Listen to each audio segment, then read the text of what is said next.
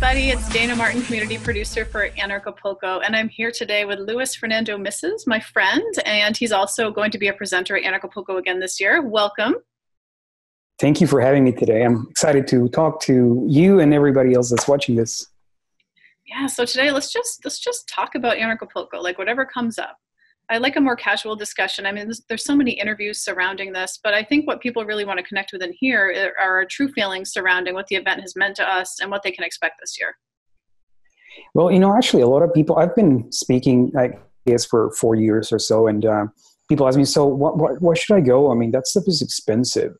And what I like to tell people is, it's like, imagine this, meeting all your anarchist friends in the flesh, in one place, in one resort, on the beach for 1 week or 2 weeks or a whole month if you stay that long. I mean, isn't that like not just amazing? Does that not sound super cool? Like a lot of times we talk about Ancapistan. What would it be like if there's a bunch of us just, voluntarily interacting and hanging out? Now imagine there's like all sorts of learning involved and partying and hanging out and going out to eat and scuba diving with your actual friends that you like. I mean, is that not amazing? Aside from, the obvious thing like going to see Ron Paul and Jeffrey Tucker and yourself and all these rock stars, right? You get to see all your friends, and that in itself is pretty amazing.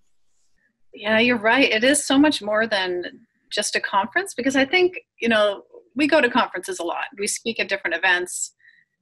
They're all fairly similar, but Anarchapulco is really different that it really is this life transformative vacation and experience. So there's so many things that you gain out of it. You really can't put a price on it. But I do understand, because it's in Acapulco, Mexico, it is an added cost for some people. But I think people would get more out of coming here or coming, to Anarchapulco than going to like 5 regular conferences, because just the nature of it, like you said. Yeah, absolutely. Like you said, we get to talk and roam around and all these things, but this one is one of my favorites for that reason. And a lot of people say, well, it's in Mexico. It's in Acapulco. It's the 4th most dangerous city in the world. Are you not afraid?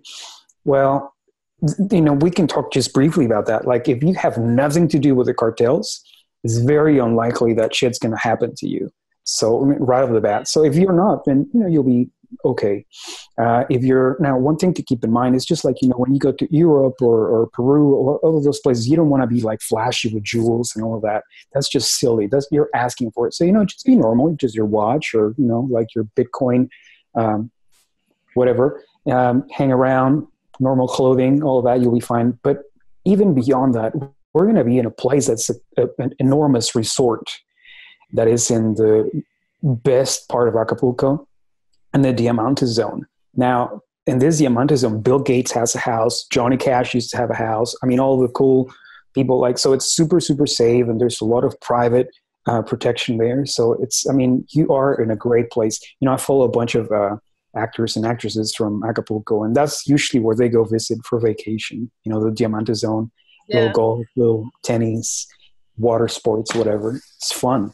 Yeah, it really is kind of like a little village outside of the main street of Acapulco. Now, I've been coming for 5 years too. I've been over a dozen times, and I think it's such propaganda that the U.S. puts out there. Because, I've traveled the world, speaking everywhere, and it's funny. It's the countries with the most propaganda against them that feel the safest when I'm there. I go to tattoo shops in Acapulco. I'm walking around downtown in the Costera. As long as you're carrying yourself with confidence and you just look ahead and you be like, confidence is everything. Like, really carrying yourself in such a way, nobody's going to mess with you. I don't think I ever felt danger necessarily when I was there. And I've gone with my kids, so I wouldn't bring my kids. I think I'm really protective as a mother and really mindful and conscious and not overly so.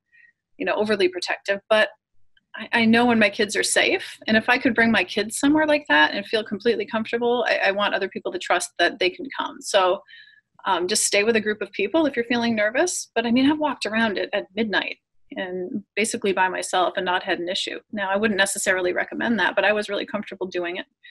And it's just like this big, wonderful party zone. It's just this wonderful place to go. Have you walked around downtown, like in the Costera, in that area? Yes, I have, and usually I'm the one that rents the car because I come always with my family, as you know, too. So I have, my wife, my two kids, sometimes my mom, and add-ons and whatever. So we rent a big car always.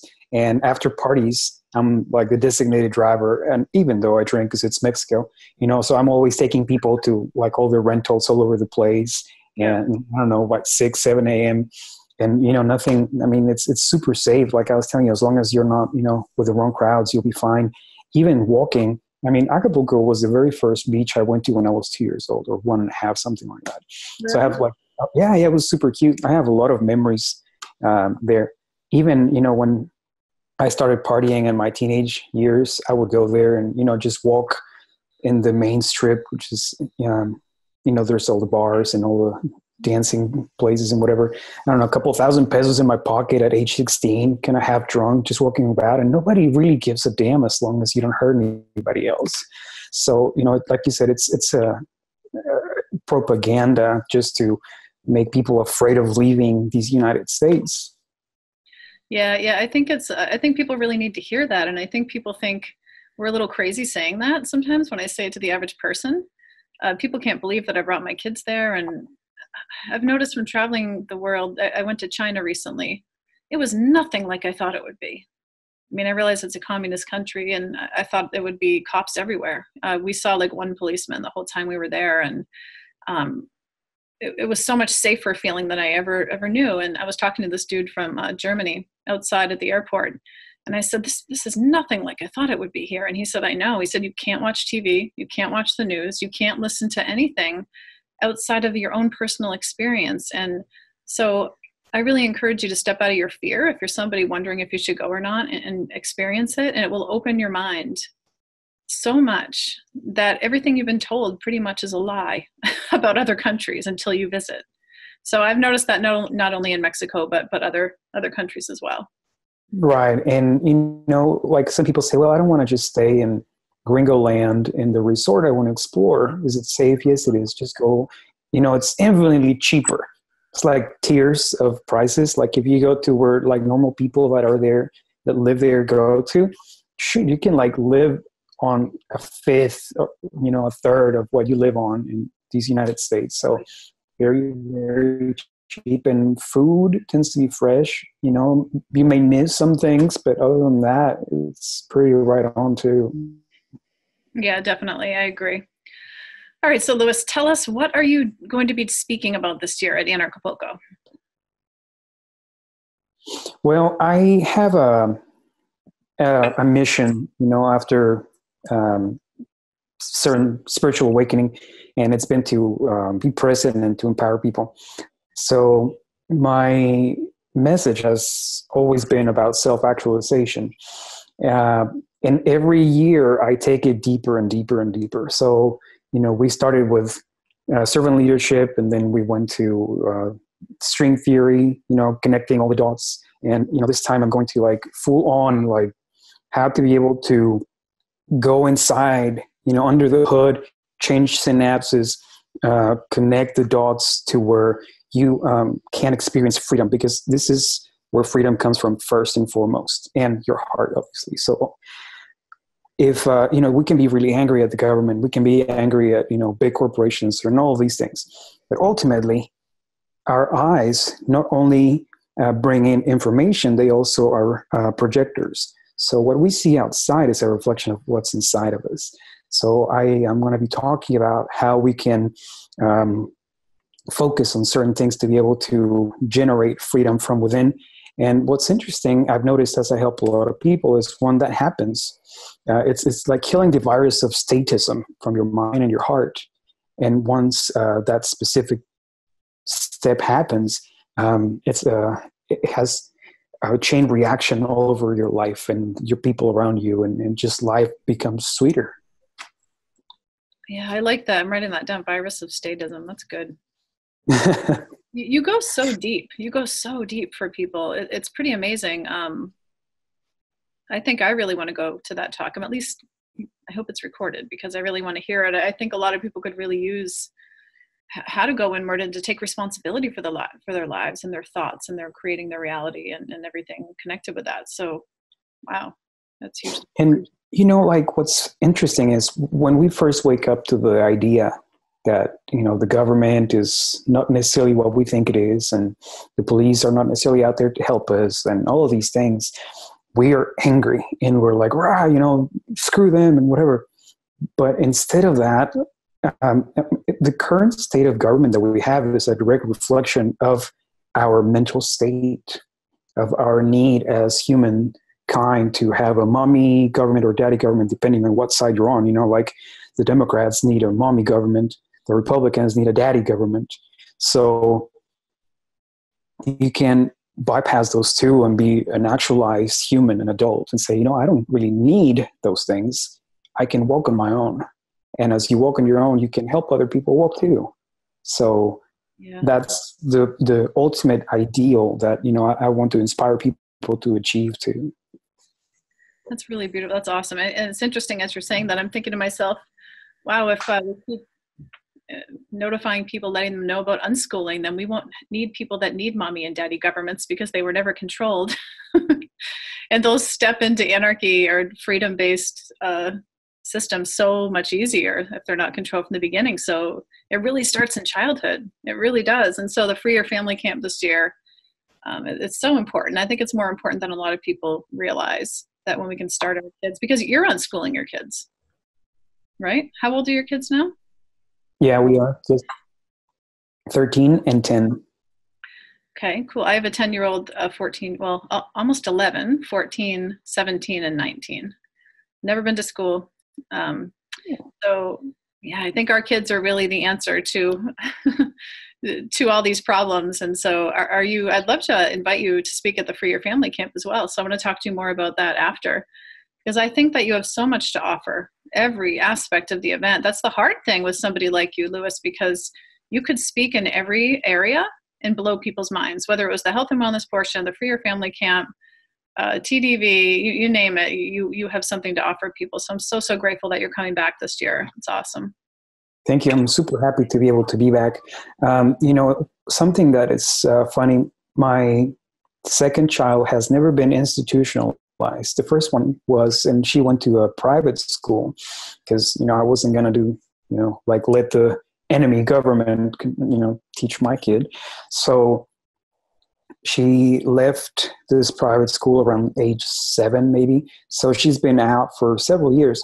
And she's like, I don't know if, she's trying to compare to her peers in her age group.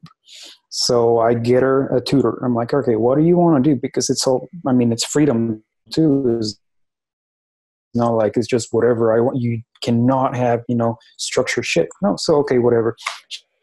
She gets tutor, and after a couple of classes, the tutor tells me, and she's like totally beyond, the peers of her age group in government school. So I was telling my daughter, I was like, you see, you're way above and beyond this, and the mental, the math and all of these things, like she's like right on super fast. And she's, what the teacher told me when I was taking her out of school said, she's so smart, she gets bored. If, you can do in 2 hours a day what we do here at 7 and 8 hours. Just focus on that every day and you'll be fine. So, we're doing it. And with the little guy, he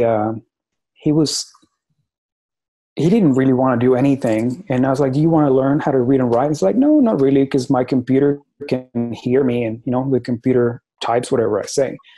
I'm like, okay, smart boy, that's fine. So what do you want to do? I just want to play video games. All right. Do you want to play video games? So I just asked my unconscious mind, and then the idea came. I'm like, okay, well, you're going to make your own video games. All right. So I got him coding. So he codes for like an hour a day since age 8, and he's been making games. And, I'm connecting him with some of my friends that do programming and all of that. And they're like, there was a kid that was 22 years old. He was making like $85,000 a year, and he's never went to school, but he taught himself how to code. And I'm like, you see, you can do anything you want, and have fun as you're doing it. That's so funny. I don't know if you knew, but that's exactly what my 19-year-old son, Devin, is doing right now. He taught himself to code. It took him 5 years. He's been studying, and he's working for a couple different people now making games, but his real dream is to make his own game. Now coding, have you ever watched them code? It's like a whole other language. It's amazing. Yes, So complicated. it Like, is. Devin, something that's really popular now is coding live stream coding. So Devin does that like once a week. I don't know how people really get into it. Actually, it's kind of boring because it's only for game coding geeks. But I bet your son would your son would probably love to watch him code live a game. That would be pretty cool, actually. Once he's a little more advanced and he's able to understand like the higher level stuff, I'm sure he'll like it. Yeah, He likes the idea that I have friends that put games into the App Store for the iPhone, and they live like all over the world because they're not tied to a 9 to 5. Yeah. Yeah. This is really the wave of the future. And these kids, they don't need to have a home base. They can travel the world and they can continue to work and make money. And it's so great. It's freedom. It's freedom that we're gifting them by unschooling in so many levels, because when you can live life making money off what you love to do, what's more free than that? I mean, we were so conditioned to live mundane lives. And I mean, luckily you and I broke free out of that, and people that go to Anarchapulco are striving for that or already living that. But most people are so conditioned to take orders and to live a mundane kind of sad life that they slip into jobs to take orders, and their whole life just goes on like that. And it's really sad. So I'm so grateful that our kids can know the freedom that we're giving them. It's really great. So I want to help other parents achieve that. That's like my passion in life. So I really hope we have a lot of families actually coming to the Free Your Family Camp, like way more than we anticipated, because every year it's growing. That is very exciting. This year it's huge. So I'm very, very excited. And we also have several Mexican families and people from other countries. And so this is going to be like this melting pot of all these different cultures and families coming together. And I have a feeling it's going to be the beginning of something huge every year. So I'm very excited. Yeah, hopefully. Totally. Yeah. Oh, thank you so much for coming on, Louis. It was awesome to have you. We can't wait to have you at Anarchapulco again. I don't think Anarchapulco would be Anarchapulco without you. Your energy is so important, and seeing your beautiful family around the event and saying hi and giving everybody hugs. It's going to be so nice to have everybody back. So is there anything you want to share before we end? Yeah, sure. I mean, first of all, I'm super grateful for this opportunity again that I get to speak a couple of times, and I will be happy to hopefully add some value to what people are there for. And, if you're still undecisive about your ticket, just get yours 10% off if you use the code Emancipated. So thank you for having me. Oh, thank you so much for coming on. It's always awesome to talk to you and to connect with you. So, we look forward to seeing everybody in it's like a month now, isn't it? A month away? Yeah, pretty much. Oh my goodness. I have so much to do. So excited. All right. Well, thank you so much, guys, for watching. And we look forward to seeing everybody soon in a couple weeks.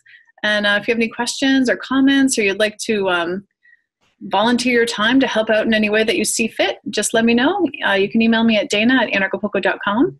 And thank you guys so much. Peace, love, anarchy.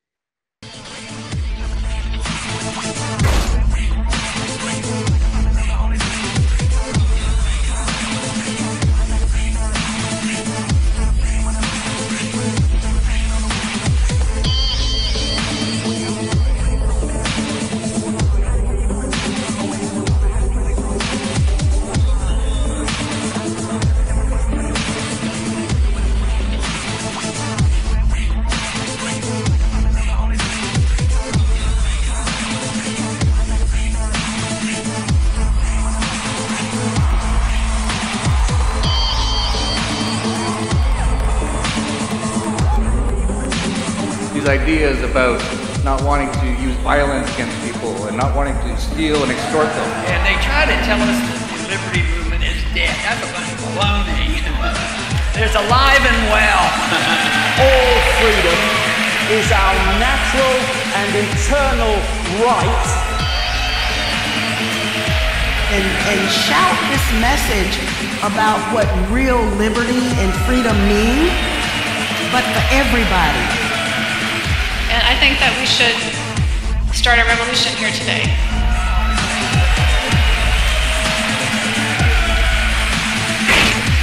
Peace, love, and anarchy.